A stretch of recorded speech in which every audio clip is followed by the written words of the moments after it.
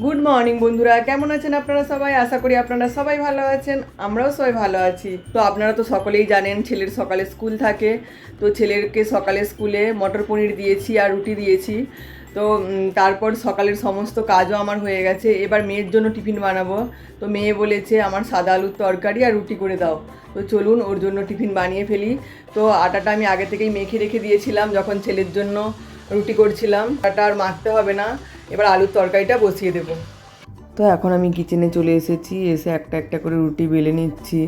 আর রুটিগুলো একটু আমি ঘি দিয়ে সেঁকে নিচ্ছি দুই দিক, কেন কি আমার মেয়ে একদম শুকনো শুকনো রুটি খেতে চায় না, ওকে তেল বা ঘি দিয়ে একটু রুটিগুলো পরোটার মতো সেঁকে দিতে হয়।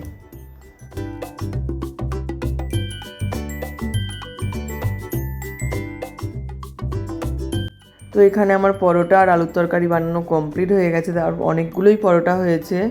আর ওর বাবাকেও এখন খেতে দিয়ে দেবো, কেন কি মিষ্টিকে ছাড়তে যাবে ও।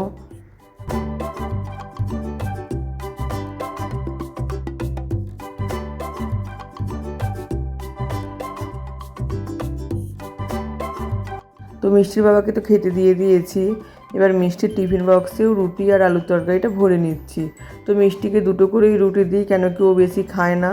ওর মধ্যেই কখনো কখনো দু চারটে টুকরো আবার ফিরিয়ে নিয়ে আসে। নুন ভরা হয়ে গেছে, ওকে দিয়ে দিই। বাই। চল যা। হ্যাঁ, জলদি এসে যাবো।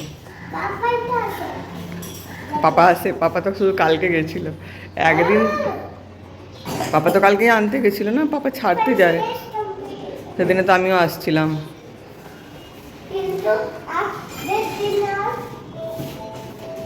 চল বাই।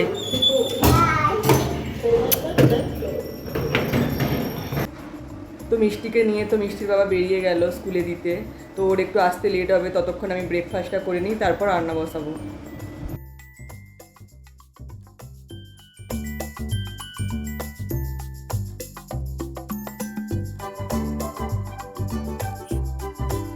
তো এবার কিচেনটা ভালো করে সাফ করে নিয়েছি, কেন কি রুটি করার পর অনেক গুঁড়ো পড়ে গ্যাসের নিচে, গ্যাসের ওপরে।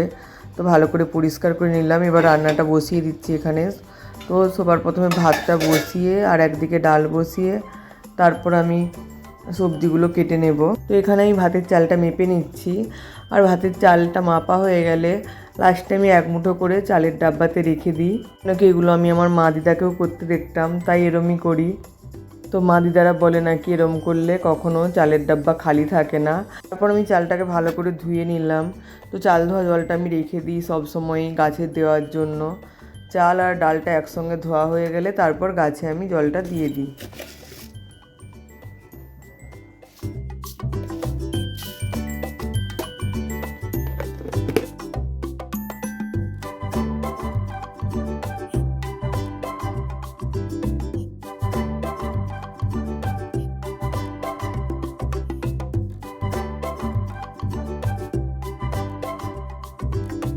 তো এইবার ডালটাও ধুয়ে বসিয়ে দিলাম। এবার এর মধ্যে একটু নুন আর হলুদ দিয়ে এটা সেদ্ধ হতে দেব। আর এর মধ্যেই দেখুন আমার ভাতটাও ফুটে গেছে। তো ভাত আর ডালটা হতে থাকুক, গাছে ততক্ষণ চাল ধোয়া আর ডাল ধোয়া জলটা দিয়ে দেবো।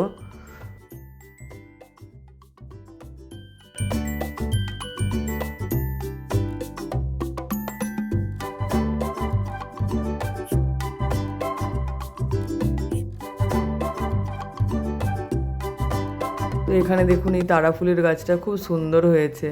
তো বর্ষার সময় অনেকগুলোই গাছ লাগিয়েছিলাম, কিন্তু আপনাদেরকে তো আগেও বলেছি বাইরে কাজ হয় বলে সব গাছ নষ্ট হয়ে যায়।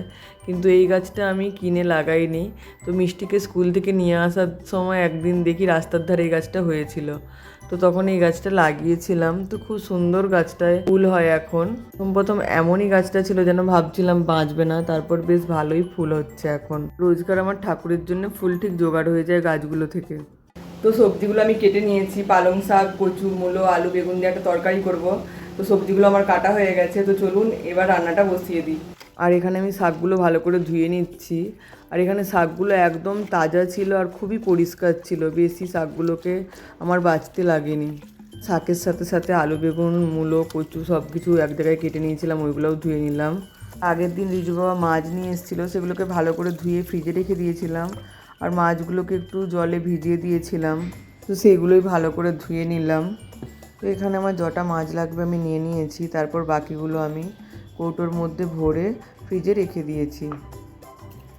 এবার মাছগুলোতে আমি নুন হলুদ মাখিয়ে দেব।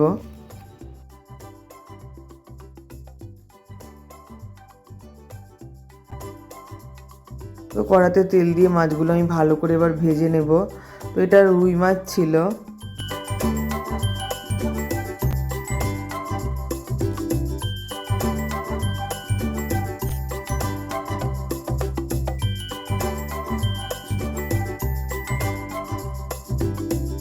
তো মাছগুলো আমার ভালো করে ভাজা হয়ে গেছে, এবার মাছগুলো কড়া থেকে তুলে নেব। এবার মাছের মাথাটাও ভেজে নেব। যদিও মাছের মাথা আমারও পছন্দ নয়, আমার হাজব্যান্ডেরও পছন্দ নয়, এই জন্য বেশিরভাগ টাইমই আমি মাছ আনতে গেলে মাছওয়ালি আন্টিকেই মুড়োটা দিয়ে আসি। কিন্তু এটা যেহেতু আমার হাজব্যান্ড মাছটা নিয়ে এসেছিলো, তাই মুড়োটাও নিয়ে চলে এসেছিলো। এখানে মাছের ঝালটা আমি বসিয়ে দিয়েছি, টমেটো আর কাঁচা লঙ্কা দিয়ে আর একটু সর্ষে পোস্ত দিয়ে মাছের ঝালটা বানাবো। তো এবার এর ওপর হলুদ আর লঙ্কার গুঁড়োটা দিয়ে সর্ষে পোস্তর মশলাটা আমি ঢেলে দিচ্ছি। তো এখানে সর্ষে পোস্তর মশলাটা টমেটোর সাথে ভালো করে কষিয়ে নিয়েছি। কষিয়ে এবার এখানে জল ঢেলে দিলাম। তারপর ফুটে গেলে আমি এতে মাছগুলো দিয়ে দেবো। তো এখানে মশলাটা ফুটে গেছে, এবার এর মধ্যে মাছগুলো দিয়ে দেব। তো এখানে মাছগুলো তো দিয়ে দিলাম ঝোলের মধ্যে। তো আমার ফ্রিজে কিছুটা পরিমাণ পেঁয়াজ কলি ছিল, তো সেইগুলো ওপর থেকে ছড়িয়ে দিলাম। আমার হাজব্যান্ড পেঁয়াজ কলি খুব পছন্দ করে, তাই দিয়ে দিয়েছি। পেঁয়াজ কলিটা দিতে না ঝোলটা খুব সুন্দর লাগছিল খেতে।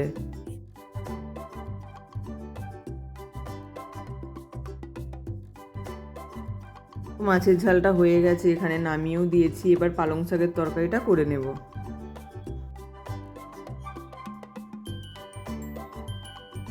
সবার আগে কড়াইতে দিয়ে দিচ্ছি তেল, তার উপর দিয়ে দিচ্ছি 5 ফোড়ন আর একটা কাঁচা লঙ্কা, দিয়ে আলু, বেগুন, মূলো, কচু সব যে এক জায়গায় কেটে রেখেছিলাম সেটা দিয়ে দিচ্ছি।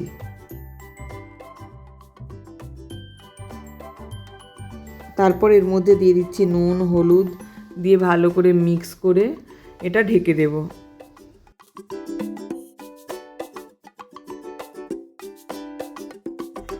তো ঢাকনা খুলে আবার একটু নাড়িয়ে চাড়িয়ে দেবো। তো পালং শাকের তরকারি, যে কোনো শাকের চচ্চড়ি আমার হাজব্যান্ডের খুব পছন্দ, ও শাক খেতে খুব ভালোবাসে।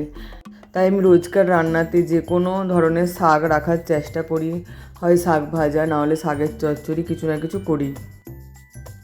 এবার এর মধ্যে মশলাগুলো দিয়ে দেবো। তো হলুদের গুঁড়ো, অল্প একটু লঙ্কার গুঁড়ো আর দেবো একটু ধনে গুঁড়ো।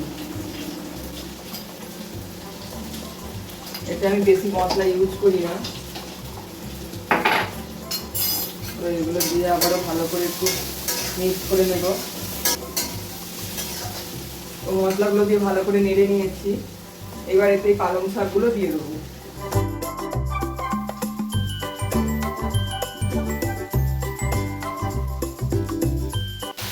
অনেকটা পরিমাণে পালং শাক নিয়েছি, কেন কি রাতের জন্য বানিয়ে নিচ্ছি একবারে বেশি করে একটু। আমার হাজব্যান্ডের শাক খুব পছন্দ। তো এই শাকটা দিয়ে একটু ভালো করে নেড়ে নেবো, নেড়ে তারপর ঢাকা দিয়ে দেবো। তো এই যে শাকটা দিয়ে ঢাকা দিয়ে দিলাম, এবার শাকগুলো আলুর সঙ্গে মিক্স হয়ে একটুখানি নরম হয়ে যাবে আর শাকটা কমে যাবে।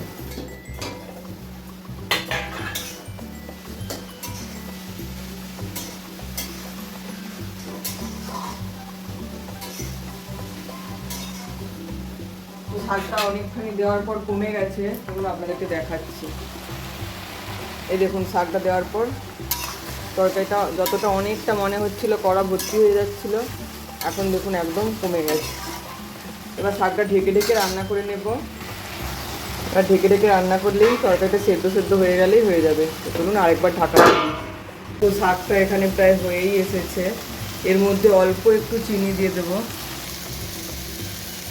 একদম অল্প পরিমাণে একটু চিনি দিয়ে দেবো।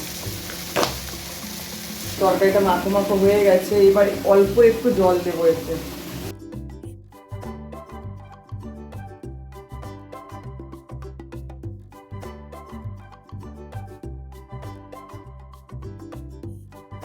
এবার একটু কিছুক্ষণ ঢাকা দিয়ে হতে দেবো, বাস তাহলেই তরকারিটা রেডি হয়ে যাবে।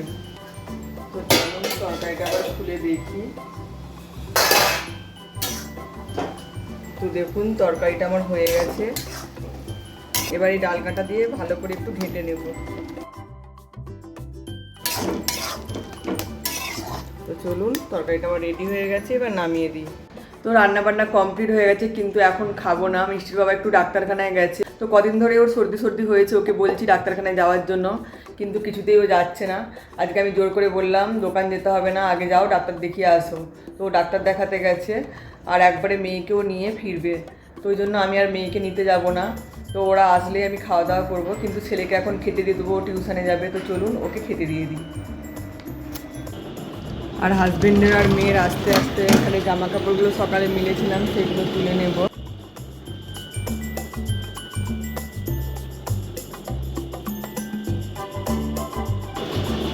বাইরে এত আওয়াজ, সব সময় কাজ চলছে, আর ভালো লাগছে না।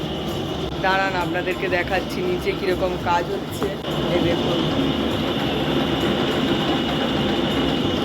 এই দেখুন, সব সময় এখানে কাজ হয়। একটু সন্ধ্যে থেকে একটু তবুও বন্ধ থাকে কাজটা, তখন একটু শান্তি।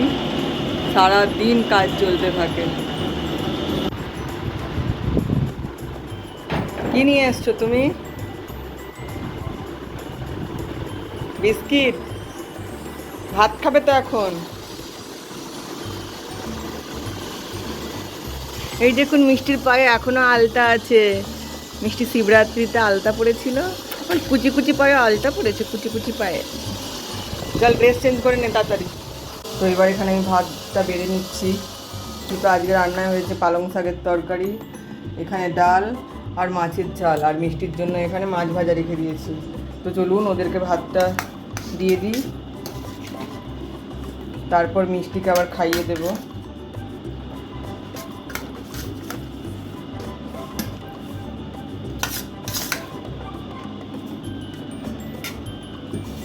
ভাতটা বাড়া হয়ে গেছে, তো ওদেরকে দিয়ে দিই, তারপর মিষ্টিকে খাইয়ে আমিও খেয়ে নেব।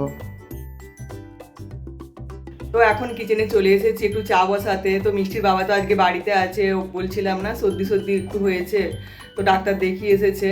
তো এখন বললো একটু চা করো, গলাটা একটু ব্যথা ব্যথা করছে, তাই একটু চা বসিয়েছি। না হলে তো সচরাচর আমি একা থাকলে চা খাই না বিকেলে। তো চলুন চাটা করে নিই। আর এখানে চা হয়ে গেছে, তো চলুন চাটা দিয়ে দিই। আর এখানে মিষ্টির বাবা আর আমি দুজনেই চা খাচ্ছিলাম। তো মিষ্টির বাবা আজকে বাড়িতে আছে, আর ও একটু শান্ত চুপচাপ স্বভাবের। তো আমি বাড়িতে থাকলেই ওর পেছনে লাগতে থাকি, আর ও ক্যামেরা দেখলেই চুপ করে যায়। আমাদের চা খাওয়া হয়ে গেছে। তো আমার সাজের জিনিসগুলো কদিন ধরে গুছাবো করছি। তো সরস্বতী পুজো গেল, মিষ্টির ফ্যান্সি ড্রেস কম্পিটিশান গেল, বলুন আজকে গুছিয়ে নিই। তো আমার সব সাজের জিনিস গোছানো হয়ে গেছে। তো আমার আলাদা করে ড্রেসিং টেবিল নেই, তো আমি এই আলমারিটাতেই আয়না লাগানো আছে, আর এর পেছনের দিকেই জায়গাটাতেই আমি আমার সব সাজের জিনিস রাখি। তো এইখানে নেল পালিশগুলো সাজানো আছে, আর এখানে আছে নানা রকমের বিন্দি, আর এইখানে সিঁদুর কৌটো, 3-4 রকমের সিঁদুরের কৌটো আছে। আর এখানে মিষ্টির একটা মুখের ক্রিম, একবারে ওর মুখে একবার অ্যালার্জি হয়েছিল, তো ডাক্তার সেই থেকে ওকে এই ক্রিমটা লাগাতে বলে। আর এইখানে আছে কিছু কখনো সর্দি আরে হলে মিষ্টির একটা ভিক্সের ডাব্বাটা সামনেই রাখি বেডরুমে। আর এখানে একটা বোরোলিন, আর এখানে আমার ছেলের একটা পিম্পলসের ক্রিম আছে। আমার ছেলের মুখে মাঝে মাঝে পিম্পলস আসে, তো ওকে একটা ডক্টর এই ক্রিমটা দিয়েছিল, তো এইটা লাগায় ঠিক হয়ে যায়। আর জলটাও প্রচুর পরিমাণে কম খায়, তাই হয়। তো চলুন ওই সব কথা বাদ দিই। তো এখানে সব জিনিস গুছিয়ে নিয়েছি। তো অনেক দিন ধরে অনুষ্ঠান এটা ওটা গেল, তো নানা রকম এদিক ওদিক ছড়িয়ে ছিটিয়ে ছিল। তো এখানে আমার এই প্যাকেটটাতে আমার মেকআপের সব জিনিস আছে, আর এটাতে সব ব্রেনটেক্সের যে জিনিস আছে সেইগুলো আছে। আর এই নেকলেসটা তো সরস্বতী পুজোর সময় মাগিয়েছিলাম, এটা এই বক্সে রেখেছি। আর এই রকম সিলভারের যে জুয়েলারিগুলো আছে সব এতে আছে। আর এটাতে মিষ্টির চুড়ির একটা বক্স, আর এটা মিষ্টির যে দৈনন্দিন জিনিসে টুকটাক জিনিস যা ইউজ করে এটার মধ্যে রেখেছি। আর এই ব্যাগটায় আছে সেফটি পিন, আর এটাতে আমার ক্লিপ, গার্ডার, লিপ বাম, সিঙ্গার এইসব আছে। আর এটাতে মিষ্টির আরও সব স্পেশাল ক্লিপ, যেগুলো কখনো কখনো কখনো ইউজ হয় এই ব্যাগটার মধ্যে রেখেছি। তো চলুন এইগুলো এবার ভালো করে গুছিয়ে নেব। এটা আমার এখানেই রাখা থাকে, কেন কি এটা আমার বেশিরভাগ লাগে যেই জিনিসগুলো সেইগুলো এখানে আমি রাখি। এই চিরুনি আর সব পাশেই রেখেছি, আর এটা এখানে থাকে যখনই লাগে এটা ইউজ হয়। মিষ্টির রোজকার যে জিনিস ইউজ হয় সেইগুলোও এখানে রেখে দিলাম। এখানে একটা নেল পালিশ রয়ে গেছিলো, ওটাও নেল পালিশের জায়গাতেই রেখে দিচ্ছি। এই যে নিচের ড্রয়ারটা দেখছেন, এইখানে কিছু আমি জিনিস রাখি। তো আমার হাজব্যান্ডের কিছু সেভিং করার পর এইগুলো সব ও মাখে, ওর সব জিনিস আছে। এখানে একটা গ্লিসারিন আছে, যখন আমি কোনো স্কিন কেয়ার করি বাকি এই ক্লিপগুলো যেগুলো কম লাগে সেগুলো এখানে নিচে রেখে দিই। আর এইখানে জুয়েলারি বক্স, মেকআপ বক্স, মিষ্টির চুড়ির ডাব্বা, আর এই সিলভারের জুয়েলারি সব এখানে রেখে দিলাম। আর তার সাথে মিষ্টির এই ব্যাগটাও। তো চলুন সব ভালো করে গুছিয়ে নিয়েছি, এতদিনে শান্তি। তো কদিন ধরেই ভাবছি এগুলো গুছাবো আর কিছুতেই হয়ে উঠছিল না। তো আজকে সন্ধেবেলা ভাবলাম না গুছাতেই হবে, তো গুছিয়ে নিলাম ওই জন্য। তো আজকে সন্ধেবেলা ভাবলাম এই গুছাবো ভাবলে আর হবে না, তো যেই ভাবা সেই কাজ এইভাবেই করে নিতে হবে। ওই জন্য সব কিছু গুছিয়ে নিলাম। আর যেই জিনিসগুলো আর দরকার নেই সেইগুলো মিষ্টি এখানে সব ঢুকিয়ে রেখে দেয়, তো সেইগুলো সব এই প্লাস্টিকটায় ঢুকিয়ে নিয়েছি। এগুলো সব বাইরে বের করে দেবো। আর কি বলুন তো, এগুলো গুছিয়ে নিচে রেখে দিলাম, নাহলে মিষ্টি রোজ ওইগুলোকে টানতে থাকে, এদিক ওদিক করতেই থাকে। তাই ওগুলো গুছিয়ে ওখানে রেখে দিয়েছি, ওখান থেকে টানবে না। এবার যে আমার যে দেখলেন ক্লিপ গার্ডার যেসব আছে ওই সব জিনিস নিয়ে টানবে। তো নিচে থেকে আর মেকআপ বক্সের যে জিনিস আরে সব গুছিয়ে রেখেছি ওইগুলো আর নিবে না, ওইখানে হাত দেয় না। তো ওপরে যা জিনিস থাকে সব কিছুতে রোজের ওকে হাত দিতে হবে। তো সেইগুলো টানুক, সেইগুলো রোজকার তবুও গুছিয়ে রাখা যাবে, কিন্তু ওই রোজ মেকআপের জিনিস এটা ওটা টানলে তো আর গুছানো সম্ভব নয়। তাই ভালো করে গুছিয়ে রেখে দিলাম, বিশেষ করে ওর কারণে। এগুলো গুছাতে একটা করে জায়গার জিনিস জায়গায় রাখতে বেশ সময় লাগে, খুঁজে কানের যেগুলো রিং, কানের রিং থাকে রিংয়ের জায়গায় রিং, গার্ডারের জায়গায় গার্ডার, ক্লিপের জায়গায় ক্লিপ, তো বেশ সময় লাগে। তো ওইগুলো গুছিয়ে নিতে দেখুন না সন্ধে হয়ে গেল, কখন বসেছিলাম। তো চলুন এবার সন্ধেটা দিয়ে দিই, তারপর আপনাদের সঙ্গে আবার কথা হচ্ছে। তো এখানে আমার সন্ধে দেওয়া হয়ে গেছে। তো এখন কিচেনে এসেছি, ছেলের জন্য একটু সন্ধেবেলা টিফিন বানাবো। তো ও তো দুপুর থেকে টিউশনে চলে যায়, ওকে এখন খিদে পেয়ে গেছে। তো বললো মাম্মি কিছু বানাও। তো এখন সন্ধেবেলায় একটু ব্রেড পকোড়া বানাবো, তো চলুন বানিয়ে নিই। এখানে ব্রেড পকোড়ার জন্য এখানে কিছু সবজি নিয়ে নিয়েছি। এখানে গাজর, ক্যাপসিকাম, মটর, একটু আলু সেদ্ধ করে নিয়েছি। আলুটা একটু বেশি সেদ্ধ হয়ে গেছে, সন্ধে দিতে গেছিলাম আর আলুটাকে সেদ্ধ বসিয়ে গেছিলাম, তো বেশি সেদ্ধ হয়ে গেছে। আর এখানে নিয়ে নিয়েছি কড়ি পাতা, কাঁচা লঙ্কা আর পেঁয়াজ আর রসুন। তো প্রথমে কড়াইতে দিয়ে দেবো তেল, এতে দিয়ে দিচ্ছি একটু কালো সর্ষে আর জিরে, এর মধ্যে পেঁয়াজ, কড়ি পাতা, রসুন আর কাঁচা লঙ্কাটা দিয়ে দেবো। তো ভাজা হয়ে গেলে এর মধ্যে দিয়ে দেবো এই সবজিগুলো। আর এতে একটু অল্প করে পেঁয়াজ কলি পড়েছিল ফ্রিজে, সেটাও দিয়ে দিয়েছি। এটা আমি বিনা সবজি দিয়েও করি কখনো কখনো, কিন্তু ছেলে মেয়ে যেহেতু সবজি খেতে চায় না, তাই যতটা পরিমাণ সবজি দেওয়া যায় সব কিছুতে সেটাই ভাবি। তো এইটা দেওয়ার পর এবার এর মধ্যে দিয়ে দেবো নুন পরিমাণ মতো, আর খুব একটা লঙ্কার গুঁড়ো দেবো না এতে, কেন কি মিষ্টি তো ঝাল খেতে পারবে না দিলে। কাঁচা লঙ্কা দিয়েছি অল্প করে। এবার দিয়ে দিয়েছি একটু হলদির গুঁড়ো, আর আলুগুলো এখানে দিয়ে দিচ্ছি, দিয়ে ভালো করে এখানে ম্যাশ করে নেব। আর আমি এই ব্রেডটা বেশিরভাগ টাইমে ইউজ করি। তো এবার নিয়ে নেব ব্রেড। তো ব্রেডগুলো এখানে বের করে নেব কটা। এই পুরটা এবার ব্রেডের মধ্যে ভরে দেব। ব্রেডগুলোকে ত্রিকোণভাবে কেটে নিচ্ছি, দেখুন।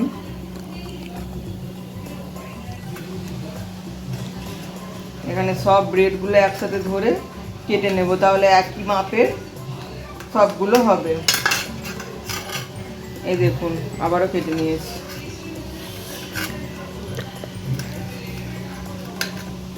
এইটা একটু অন্য শেপের বানাবো। তো চলুন আলুর পুরগুলো এবার এই ব্রেডটা এইভাবে নেবো, নিয়ে আলুর পুরটা এর মধ্যে দিয়ে ভরে দিলাম। তো চলুন প্রত্যেকটা এবার এইভাবে ভরে নিই। এখানে বেসনটা ভালো করে ফেটিয়ে নিচ্ছি। এবার কড়াইতে দিয়ে দেবো তেল। এই যে ব্রেড পকোড়াটা এর মধ্যে বেসনের গোলাটাতে ডুবিয়ে কড়াতে দিয়ে দেবো।